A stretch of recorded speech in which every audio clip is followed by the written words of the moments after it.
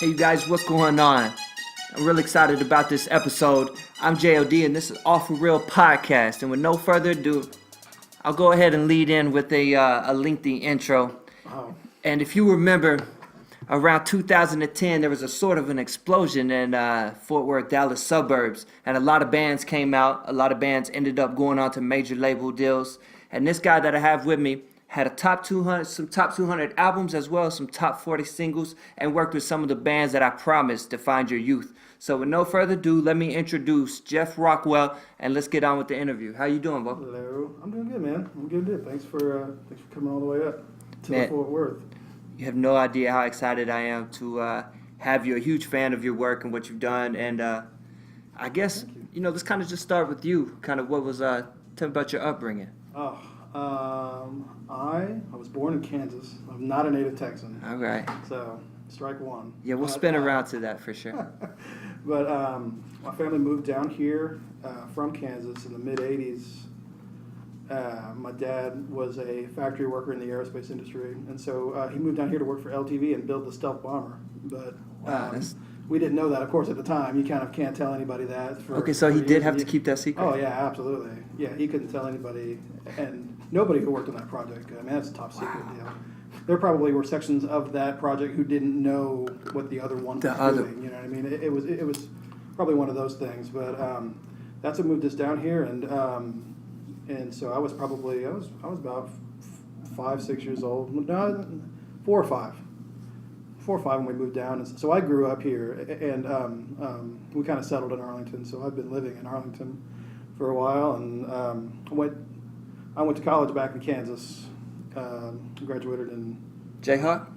Kansas Rock Jayhawks. Chalk Jayhawk. Yes, indeed. Yeah, I actually So, remember when during the Final Four, I see you come alive. yeah, Or during the tournament, that's my usually. game. It's just there's nothing better than the NCAA tournament, and so I just developed a love for the game back then, and met my wife in school, so we're both kind of basketball nuts. We usually drive to Waco to watch KU Baylor. That's kind of almost a yearly thing for us. That's And awesome. So It'll be a good game this year. should be great. I'm really looking forward to that. Well, they play in Lawrence first Okay. here in a couple weeks, Yeah. and then in February we're thinking about doing it again. But yeah, and so but when I was in school up there, I kind of had one of those moments where it was, do I really want to be doing this? I was studying film at the time, and because that's kind of what I thought I wanted to do, and you're making all these kind of decisions when you're 18 and 19, and it's like you got no business really making these decisions, but that's life. Life's not fair, and so. But I kind of had one of these moments where it was just like, do I really want to keep doing this? And what's the point if not? And so I could never really shake the music thing. I played around here when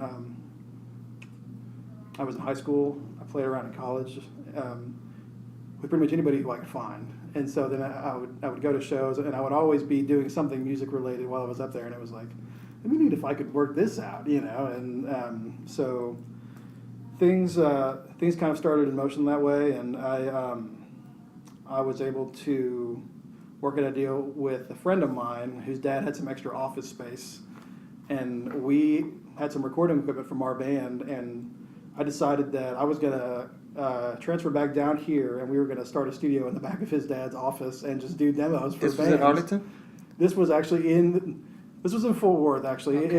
It was in super east Fort Worth off of Sun Valley and 820. Oh, nice. It was called New Hope Studios, and that's what birthed a lot of like those bands that came out of there, like the February Heartache, which became Artist First Poet, and the Flip Side, which became Forever the Sickest Kids. Wow. And all of those bands were birthed from that area, right?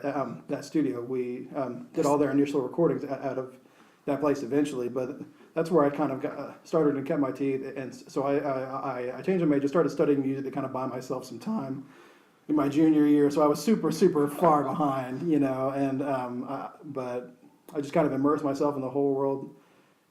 Worked hard at school to catch up while doing demos on the side to make extra money, and just to kind of just to get good at it. I mean, you got to make a lot of bad recordings first before you kind of figure out what the deal was. So I mean, we were charging. I was basically making $50 a song Wow. for doing that back then, and that was that was cool with me. I mean, I had enough money to kind of live at home, and then take my girlfriend out here or there, and it was a good job that I didn't have to sacrifice time practicing. I could just immerse myself in like music, and so that was a really good situation for And me. you were already getting a taste of, I guess, doing what you love, and you got to Yeah. feel that. Yeah, Yeah, and that's right away, and so that was cool. And but even when it came time for me to graduate, I graduated in December of '04. So only a semester late after changing my major my junior year. I'm super proud of that.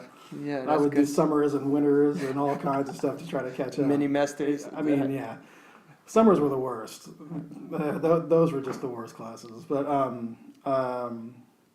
when it came time to graduate, it was like, well, I have 2 months worth of demos here that could pay my bills. I might as well just kind of keep doing it because I really wasn't sure. I was like, all right, do I really want to keep doing this, or like, what's the future look like? And I didn't really know, but I knew that I had 2 months of bills paid, so I might as well just kind of keep going. And then I just, I just kept going and going and going and going. Then eventually got some breaks, and it was like, okay, this will work. This is what I do now. All right. Well, you segued perfect. Okay, so you're just doing demos for kind of local bands, right? At this Yes, point, yes. and this is for probably the better part from 2005 to about 08, 09. Yeah, well, no, a little quicker than that actually. My first full-time project out of school was the first Flipside EP. That was my first project that I did. Started in January of '05. That was my first full-time project that I did like as a professional, quote unquote. And those were the members of Yeah, most of the members of that turned into FTSK. 36 Kids later, yeah. And so that was my first project. And so from 2005 until let's see, probably the summer of 2006. Because I mean, you got to remember, from 2003, I had been working with local bands like already, and so we were doing flat rates, which nobody in the area was doing. If you wanted to make a demo back in 2003 around here, you would need to go to like Fort Worth Sound and pay $75 an hour to do it. And like that's great. Fort Worth Sound's an awesome place, and super worth it, But having something that's worth the money doesn't necessarily mean you have the money. That's a good way to put it. And so there was this entire void that we needed to. We basically stepped in and created a product for that wasn't there. There were these bands who wanted to make good recordings but didn't have the money to do it. They had the drive to like do it right, and had the talent, had all of that, but just didn't have the money, or they didn't have the ability to produce a professional recording like by the hour. You know what I mean? That's kind of like totally, yeah. that's a professional setup.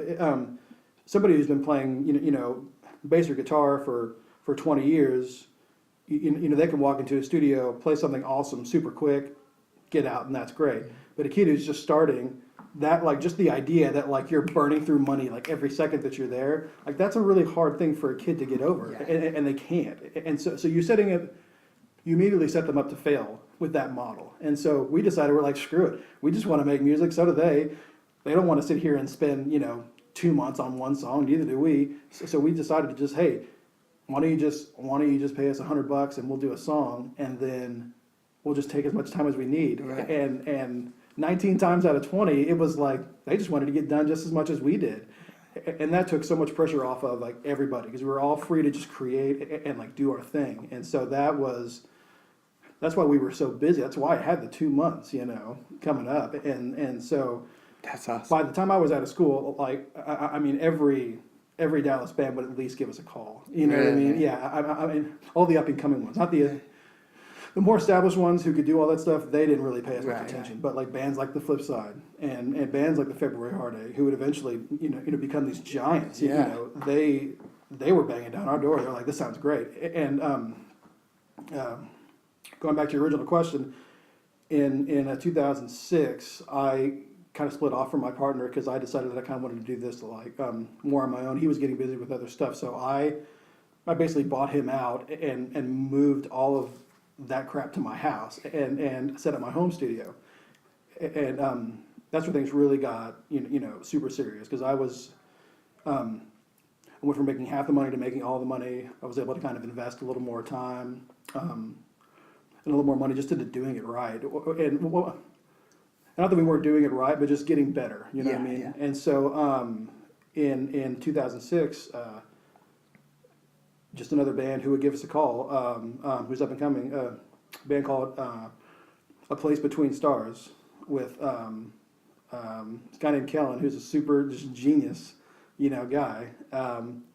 Came in and we did 6 songs at my house, I think, for maybe like $700 something, and that became Memphis May Fire. That was the first. Oh wow! That was the first Memphis May Fire EP. We did it at my house, and that was the first national record that I ever did. They did that themselves, and it got picked up by Trustkill. They changed the name first to Oh Captain, My Captain. That didn't stick. Okay, I never knew that was the same. I remember and that. Then they said Memphis May Fire, and like, okay, yeah, we'll do that. And then the rest is history. I mean, the band is like, they were at one time, one of the top 5 biggest metal bands on the planet. And so it's just these up and comers that needed a place. And that was I love the stunt. That was like a low key stunt right there, and we're all about this. So shout out to that. Yeah. They were at one time one of the top 5 metal bands, and they came from Geoff Rockwell's. Well, and I kept in touch with them for a while, and I'm so glad that they went off and did that stuff. They're one of the Kellen is one of those guys. If you know that band, he's he's the engine that drives the whole thing. He's done his own production. He's done everything. He's the brain behind it. Okay. So they were perfectly capable of going and doing that kind of thing. Right. Totally on their own. I was just glad to be able to give them that venue at first to kind of open things up. I was super glad to be a part of that. But yeah, the genius of it all definitely lies with them. There's no question because they came in and ripped. And it was obvious right away this thing was going to work. And then Ryan Bentley was a part of that project, who also makes records here in Dallas now. He's a producer. Maybe real familiar. Yeah, he plays guitar. And then Chase, the original vocalist, he does a couple things around here too. He was what was the name of his? He was a band called the Virgin Wolves, which was awesome. It was really I've seen them. Yeah, and so that was my first real break. And then after that, I started getting calls from like more national people, like people who were like producer managers and stuff. And then later on that year, we have Flipside breaking up. Yeah, let's stop there, okay? Sure. Before you get into that, when you said right when you met Kellen and Memphis May Fire, you felt like this guy's incredible. Yeah. Did you feel the same way about Flipside? Did you see the same?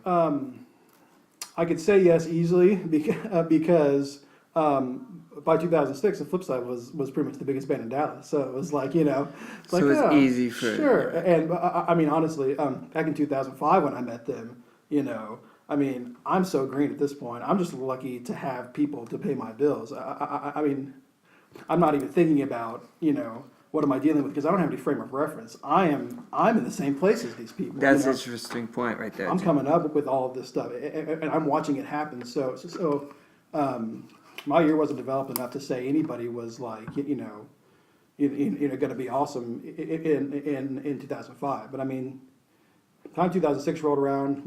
I've been doing recordings for 3 years. You could tell who was going to stand out and not. Yeah. And so Memphis, they immediately came in and like their sounds were awesome. They were all on point. The energy was ridiculous. And then by that time, the Flipside was the biggest band in Dallas. So obviously they were doing something good. I mean, they had done Warped Tour, and they had been fielding some calls from labels and things like that. And so so that's how that goes. All right, and then I guess pick back up right after the next big thing after Memphis May Fire was Flipside breaking up. The Flipside plays their CD release show for their second CD that I did. They play it on my 1-year anniversary, August 13, 2006. And it's at the door in Dallas. May have been the first time I ever met you. Really? May have been the very Awesome. first time because Very the cool. anniversary really sticks out. Yeah. Yeah. It was my first wedding anniversary. It was, and we were already in Dallas, and we're like, let's go. And so it was the flip side. It was Keeping Lions. It was God, who else was on that thing? A bunch of really good local bands. But it's the door, the old door, not the door now. Like the old door. It was opened up. It was packed. I mean, and this was a local thing. And it was, it was a party. It was a great show. And so it's like, hey man, this thing is rolling. And so shortly after that, I talked to Kyle, who's the drummer, who I'm still really good friends with, and Super he cool guy. he says, it's gonna be it for the flip side. And I'm just like, and I was the first person to say, like, have you lost your mind? Like, you're the biggest band in Dallas. Like, Warped Tour, like, you got some momentum going. Like, people dig this. Like, it's moving. They're just like, there's something that's not right about it. This is not the future. It's not it. This is cool, and we're good at it, but, like, this is not where we want to go. This is not where we see, like, music going. So they had that progressive mentality. Do you see how that's Blew me away, because I That's did not see eye to eye with them. I was the Wow. first person to say, you're crazy. yeah, I that's was got me like, you're speechless nuts. because usually a group of kids who have the hottest band in a city, they're not going to say, let's break this up to pursue what's the future. And that is exactly what they That's did. crazy. I never knew that. Yeah, it's not something they really ever talked about a lot, but but they were like that. They were just fearless. Like they did not care that they were blowing this thing up. They really just felt like that if they were going to make it, it was going to be doing something else. And so that kind of led to the formation of that. They brought in two other guys they were friends with at DBU who were equally as awesome. Austin and Caleb, Ah, man. who were just they were playing shows as committed. This is a fan question, and Sure. I gotta say, the coffee shop song, Yeah, was that from their prior? Yeah, it was. Okay, I had heard that. Committed. That was their acoustic Committed. duo. That's right. And they actually won a battle of the bands, like in Garland, that I judged one time. They were head and shoulders above everybody else there, and it was so obvious. But they were probably 15 or 16 at the time. I can't remember what it was, but they were They've been so talented. much better than everybody else at that battle of the bands. And like, I had clients who were playing the show and everything, and I was like, like, these guys, they were just the two of them with two acoustic guitars, like, absolutely wiped everybody Just killing it. off the stage. And it was like, it wasn't even close. And so then they kept doing that. They became, they changed the name to a project called Ben Bradley. And that's where the Coffee Break song came from. That was a Ben Bradley tune. And there were a couple of other random Ben Bradley tunes that were like starters but never really finished that actually became Further Sickest Kids songs. Oh wow, that's And so, but yeah, those two. didn't mean to interrupt you. No, it's cool. Those two guys joining into the flip side. That's what started Further Sickest Kids, and it was that was the beginning of it. The funny thing about Forever the Sickest Kids was it was the name of the band's demo site on MySpace because we needed a way to share flip side demos with each other, and so they started a fake band on MySpace and didn't promote it at all, Right. whatever. But that's where they uploaded their demos and stuff too, and they uploaded like joke songs like cats meowing and stuff like that onto the Forever the Sickest Kids MySpace page, just as a joke band that didn't really exist, and they were like, screw it, this is gonna be. That's This is awesome. going to be the new name of the band, so That's crazy. pretty funny. Yeah, man. So they make the call to you. Okay, so Yeah. the story about them accidentally buying the ad, Yeah, that's true. all of that is true. Okay, I thought it was a great It's story. true and more. It's true and more. And so there's actually a little bit more to it. Okay, so they paid me back in '06 to do an acoustic like EP, kind of an acoustic flip side thing. Okay. And then Flipside breaks up, right? And so they're just like, well, we lost that, because, never even really started it. And so I knew they were starting this new thing up, but I mean, it was going to be a while off because they had just started, they had just started jamming together. And so Jonathan calls me and is like, "Hey, we just got, we just accidentally bought a front page promo spot on Pure Volume, and we don't have any music." And we have this new band, but it's going up whether we have music or not. So we need your help. And so I was like, you have to be kidding me. And they absolutely had nothing Such at a the time. great story. And they were like, hey, can we use the money that we paid you for the acoustic thing? Will you credit us with that and record this new stuff for us? And I was like, yeah, sure. I guess. So so I did. That's insane. So I was like, yeah, it's cool. And so we went. I went to, Kyle and Mark live together. They're stepbrothers that live in North Richland Hills together. And so I come there, and they're all sitting there just at a table, and I'm like, this is like the new group, and I'm like, all right, what do we got? Because we would always go over like demos and things like that, and then we worked through parts that weren't good or whatever. And so I would just come up and jam with them, and they had one, like, they basically had one thing. And so we went to this jam room, and they had this little Alesis micro synth. It was probably had it until 2012 when it eventually died, but it was a little red Alesis micro synth, and they had a little riff programmed into there to one cue, dun, dun, dun, dun, dun, and it was the Hey Britney riff, and then like that was kind of what they had, and they started doing this jam thing, and the little jam riff was actually based off of a Josephine Collective song. Remember the Josephine? I do. Yeah. Yes. A song called "We Killed the American Dream," which is a great song, but it has this dun dun dun like part to it. And Kyle was like, "We need to do something like that," and then so they put that little dun dun dun over that little synth riff, and then they started busting out lyrics, and the three of them started singing at different times, and it was chaos, but it was magic. It was instantly really cool. It was like, we don't even care. It was just so cool. That's the creation of a new sound. Yeah. Like that's what I kind of always wanted to ask you. Is did y'all mean to essentially create a new sound? Which think about, and I know I fan out over this, but just to be here talking to you, but like when I lay on my deathbed, I'm gonna say, oh, these people came up with sounds. Sure. You're in that. Like you guys created a sound, and y'all created a scene, and other bands, so many other bands followed, and so many other kids we'll get into later, the Tanner Patricks, from their first initial I want to be a musician is because what you guys were making. They were such fans of that, and that captivated so many people. Yeah, we certainly didn't know at the time, definitely not a Hey Britney, because it was such a rush to get it done.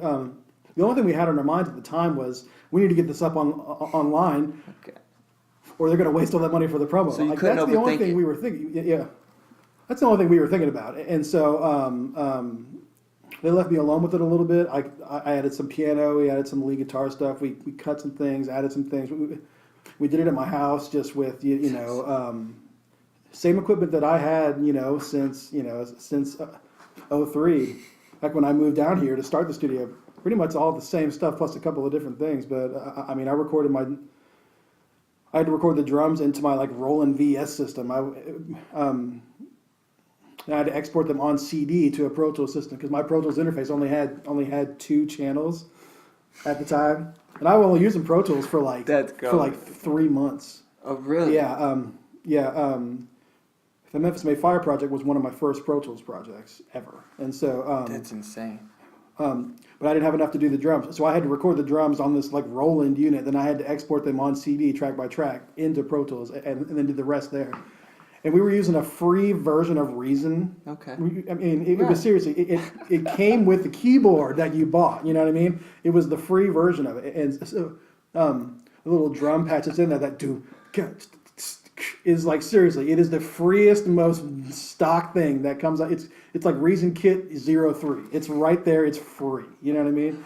And that's just what we had at our disposal. But we didn't know that we were creating something new. But I think that later on, we kind of all realized that, hey, like we kind of were at the edge of this thing, and there were bands like White Tie Affair at the time who were doing things like that too. So we were right on the edge of. I forgot about that. We were right on the edge of it, but I think they were certainly the biggest ones, you know, and they were kind of the first big MySpace band of that genre, you know. Just talk about the $1 Million deal. Supposedly, is that what I know that was spread throughout all the guys making bands and through the scene like crazy, and all we heard was Forever Sickest Kids got $1 million. $1 million record. Well, yeah, okay, so there, like most things, there's some truth to it, and there's some, you know, not truth to it. The answer lies in the middle, and so in 2007, in April, we decided to do a deal with Universal Music Group after showcasing for every major label, every major indie, everybody. Is it Sylvia Rome? Sylvia Run, yes, was the head of Motown at the time, who was a big fan of theirs. Really? Sylvia Run's a legend. You know, and she was a huge Forever the Sickest Kids fan, like really one of them. And they're the A&R guy, Shep Goodman, who's an incredible guy who still does a lot of awesome stuff. He had their full backing. He was like, go get these guys. And so he had, he had the full force of it. And so now the idea of, okay, yes, there's $1 million in the bag waiting for Forever the Sickest Kids. No, that is not true. That sounds great and that's very sexy, but no, that's not really how it works. But how that number gets tossed around is by the time you talk about an actual in-pocket advance for the band, that's actual cash money. And then money for production, which a major label production budget, everybody charges their highest rate. Nobody gives you a break. No. So your budget needs to be, pretty high. Music video budget, same deal. Nobody gives you a break. You hear Universal Music is calling, like nobody goes, oh, I'm gonna give them a deal. Like never happens. So like, you always charge like whatever you can basically get. There's album costs are like that, video production costs like that, marketing costs, radio. I mean, to run a radio campaign back then, you're looking at like $80,000 to work a single to just regular regular reporting stations. That's just to work it, just to work the phones to get all. That's not even including like a serious huge push, And so when you add all of that up, you get to $1 million pretty quick. Yeah. Okay. You got distribution costs and things like that. So by the time it was over, I'm pretty certain that they would have put $1 million into that first record cost wise. They would have put it into it, not in the band's pocket, but like that whole process from everything from the actual money that the band did get for an advance through production, through marketing, through all that stuff. I'm sure they probably put that much into it. There's no doubt. And the funny side note is I was working at Lids, and statute of limitations are up, but Jonathan liked hats a lot. Sure. So he'd come see me, and when he was getting ready for tour, he came to see me a lot. And so I take my daughter, and she might have been not even a year. I wake her up, put her in, we go to Target across the street. We live by Hewlin Mall, so we go to the Target that's next to the Babies R Us. Yep.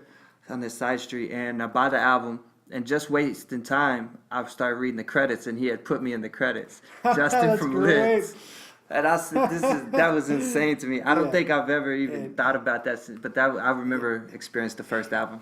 His 5950 collection, by the time 2012 rolls around, 2011, 2012 rolls around, his 5950 collection. It was obsessive, like almost. He wanted He was obsessed with it. Every new one that came in, he wanted it. It was really. He was very his mom would come with him. Yeah, sure. And some people collect Jordans, some people collect all kinds of stuff. He was that way with 59.50. He just loved them. He would buy the know? hat. You remember the hat cases? Oh yeah. He was the only person I sold hat cases. Well, you had to have it for the bus because like For the the bus bus. is a completely trash environment. Makes so these much little pieces of tape on my charger right here are so that I know which one is which. This is the green is one tour, the pink is a completely different tour. I'm just That's like, funny. so you kind of have to watch out for your own stuff, or it will get smashed and involved. And it's not on purpose. And just like that, we came to the end of part 1 of episode 1. In episode 2, we spend our time tracing the history of Disco Curtis and Tanner Patrick. We learn about the name changes, early rehearsals, and the signing with Jimmy Iovine and Interscope Records. We also learn about Tanner's first day driving and why the relationship between the band and Geoff ended. This is something you don't want to miss, so stay tuned. And remember, this is All For Real Podcast.